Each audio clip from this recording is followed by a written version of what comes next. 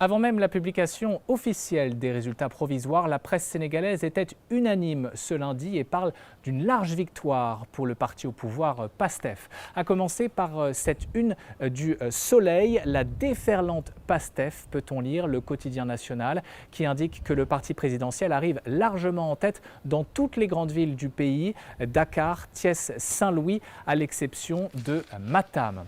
Ce mot qui revient sur plusieurs unes, c'est celui de razzia. Voyez cette une de l'Observateur, l'Obs qui dans son éditorial salue le bon déroulement du scrutin. Là où l'on redoutait une déflagration, le peuple stoïque et souverain a choisi l'urne plutôt que l'arène. Sonko rafle tout, peut-on lire en une de Walf Quotidien, le journal qui indique que cette victoire a déjà été reconnue par les ténors de l'opposition, à l'instar du maire de Dakar, Barthélémy Dias, et également de l'ancien Premier ministre Amadou Ba.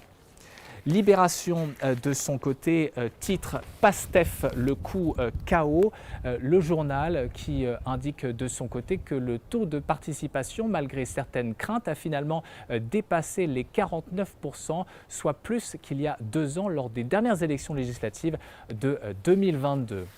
Enfin, pour Vox Populi, PASTEF a désormais un boulevard devant lui. Le journal rappelle toutefois que les électeurs sénégalais attendent énormément de ce gouvernement. Le travail commence donc pour cette nouvelle majorité.